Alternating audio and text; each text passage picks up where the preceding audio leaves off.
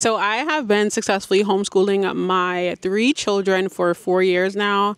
I have an 11th grader, I have a 3rd grader, and my son is in kindergarten. So my high school daughter has actually been in both public and private school. And then the 3rd grader, she was in only private school. So I was actually homeschooling for 3 years. And then my high schooler wanted to try high school because we moved into another county. So she did try high school, but she did not like it, as well as my 3rd grade daughter. She did not like the private school. So we can't say that we didn't try. So when it comes to homeschool, I think the biggest thing that people are worried about is their kids being socially awkward. Let me tell you guys, like, this is such a big misconception, and I really don't understand where it comes from. Number one, my kids are the most social kids ever. Like, my son will literally be anywhere in the store and he'll come up to people and start offering them snacks and stuff like that. So homeschooling does not mean socially awkward. The second thing that goes hand in hand with being socially awkward is that you can actually put your kids in groups. Like, you can do co-op classes. It doesn't have to be where you're always home with your kids and it's only you and your kids. It doesn't have to be that way. So I just want to touch on some benefits of homeschooling. So the first thing I'm going to talk about is the flexibility in our schedule and also their learning pace. So let's speak about the flexibility in the schedule. My kids wake up whenever they want to wake up. As long as they go to bed on time, in the morning, they can wake up whenever they want to wake up. I don't rush my kids to wake up because I know sleep is a major part of growth. Whenever they do end up waking up in the morning, that's when we start our schedule. So it's not at a set time, but it is a set schedule. So now for the learning pace. In regular traditional school, all the kids learn at the same pace, when it should not be that way. Every kid should have a learning experience dedicated to their pace, because listen, you guys, every kid does not learn the same. Some kids learn faster, some kids learn slower. So imagine being in a classroom in a school and everything is just forced. What if your kid is slower? What if your kid is faster? If your kid is faster, then it has to wait. If your kid is slower, then no help. That's it. It's just, you got to catch up. Now let's speak about personalizing your kids' education. So when you start homeschooling, of course, you have to go according to the guidelines, the rules, the regulations of whatever state you're in, and you have to teach all of the basic subjects. I'm sure you guys can find this information if you just Google your state and then put behind that homeschooling regulations, rules and regulations for New York State. I'm in New York State. So according to the rules and regulations, you do have to teach your kids basic subjects like math, language arts. You do have to do physical education, social studies, government, and sometimes you have to take up extra languages. When you're in high school, it's a whole nother ballpark. So another benefit that I love about homeschooling is a stronger family bond. My family is so tight knitted and we're just so happy. It's actually a blessing to be able to homeschool because I noticed the difference when my kids was going to school and homeschooling. Like, there's so much like we're so much more together. Being home and being able to homeschool our children has built us such a great bond.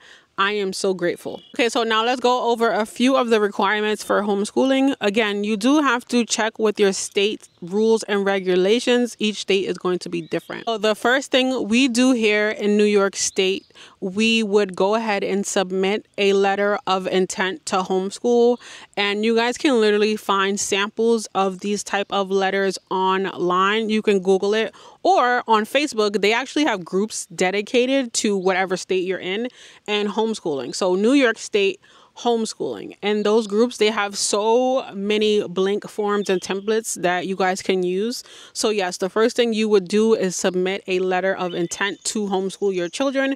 If you have more than one children, you have to submit a letter with all of your children's names, birthdays, and their grade. In New York State, after they receive your letter of intent, they are going to send you a package, and in the package is going to tell you to submit your children's IHIP, and this is going to be like what they are going to learn for the year. And again, inside of the groups, they have free forms that you guys can use as templates to make the whole entire process easier. Not every state actually has to do this, but for New York, we do have to complete these forms. So once they receive your letter of intent, and then you send in your IHIP. Then they're going to send you a welcome packet. And in the welcome packet for our county, just because I'm in New York State, it doesn't mean the school system is the same. So for our county, they actually send us the dates that we have to submit our quarterlies. The quarterlies are reports. They're super easy reports to make. Again, in the groups, they have templates for all of this.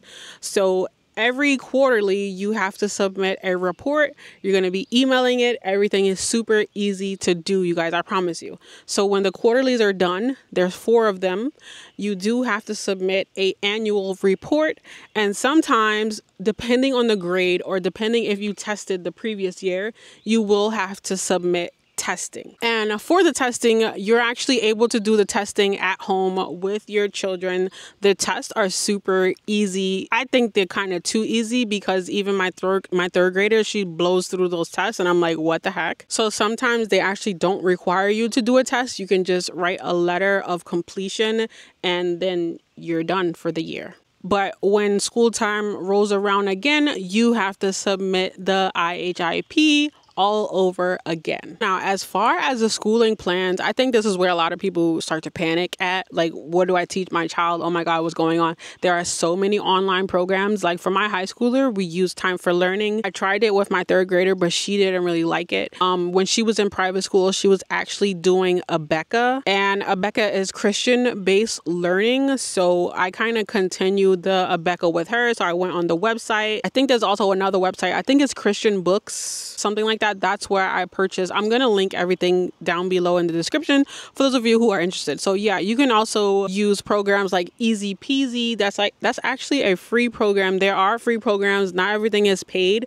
but I feel like with the free programs, you do have to do more work. And I'm also incorporating IXL into their daily homeschooling because like Leo, he's 5. He knows how to read already. And he's just learning like writing and basic language arts and things like that. So IXL is really good for him. So on top of those homeschooling programs, you want to check your local Facebook groups. They always have things happening. Like we do like goat farms, goat feedings, goat cuddling, and like horse farms and education about horses. So wherever we go to visit different animals, there's also education about that animal. So that is educational. So because my husband and I are both entrepreneurs, there's also learning in that as well. So learning in starting businesses, learning in taxes, learning in real estate, literally learning in everything. Learning could be anything. So yeah, that's literally the basics of homeschooling. As you guys can see, it's once you do it, it's not as intimidating as it seems, because I could definitely admit when I first homeschooled, I was super, like, I did not know what to do. I was literally like in a panic, like, what do I teach? Where do I find this? Am I printing stuff offline? Like, what's going on? How do I fill out the IHIP? What am I submitting quarterlies on? Like, I didn't know what to do. So watching videos like this is definitely going to be super helpful. Homeschooling should be made into something that's enjoyable for not only you, but also for your kids. There is literally education in everything, whether it's farming, helping out on the property. So yeah, that's going to be it for today's video. I hope this video was helpful to someone who is looking to homeschool their kids. You guys, don't get intimidated. I promise you, it's such a beautiful thing to be able to do. And it just brings your family so much closer to each other. Like, it's a blessing, you guys. It's an absolute blessing. So yeah, if you guys want more homeschooling videos or to actually see what a day is like homeschooling, then let me know, because this is our vlog channel. So we do family vlogs on this channel. So let me know if that's something that you guys are interested in, and I'll be happy to make that video. So I am going to head in the house right now because I'm getting caterpillar poop all over me. And that's going to complete this video. Thank you guys so much for watching. Until next time, you guys, bye.